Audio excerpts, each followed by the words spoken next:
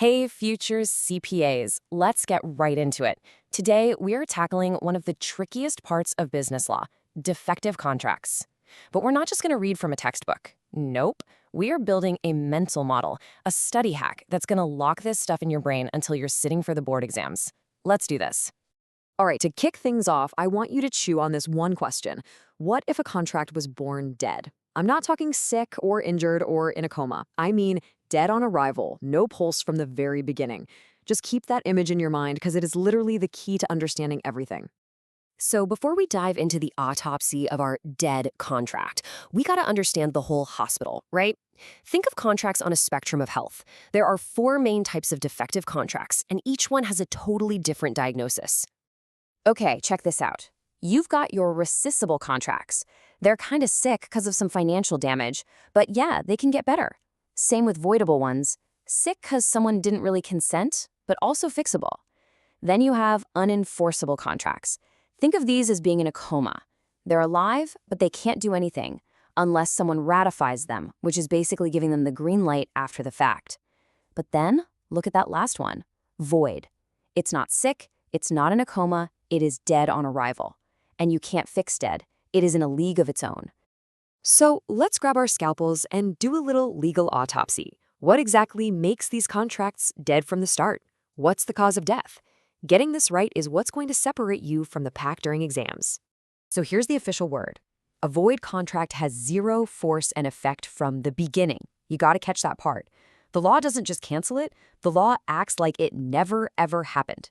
It's a ghost. It's a complete legal nothing. So what are the things that kill a contract before it even takes its first breath? Well, number one, an illegal purpose. A contract to do something criminal? Yeah, the law's not going to recognize that. Two, it's totally fake, a sham deal just to hide assets. Three, the thing is just impossible to do, like a contract to sell the actual moon. And finally, if a super basic ingredient was missing right from the start. These are the deal breakers, the fatal flaws.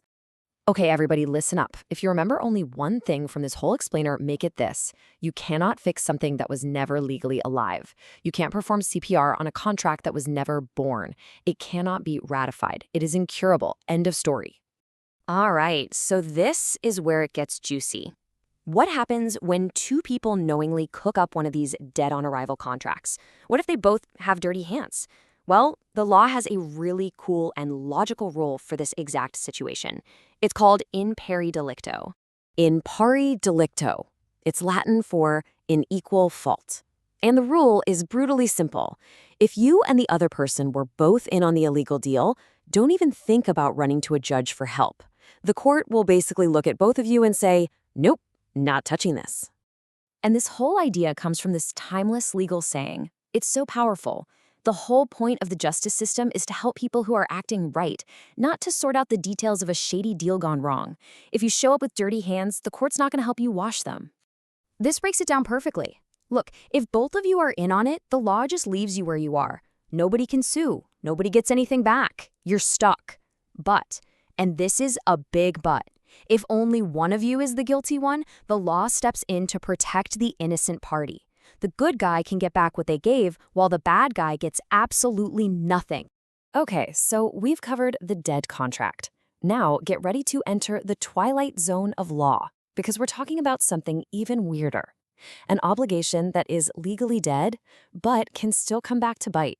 For our study hack, we're calling this the zombie obligation, and you absolutely need to know how it works. First things first, how is this different from a normal obligation? Well, a regular civil obligation has legal teeth. You can sue someone over it. But a natural obligation? Nah.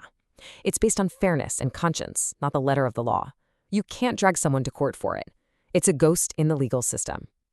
So how does this zombie rise from the graves? It's a three-step process. First, a perfectly good debt dies, usually because the time limit to sue has run out. The debt is legally unenforceable. Second, the person who owed the money, knowing they can't be sued, decides to pay it anyway. Maybe their conscience got the better of them.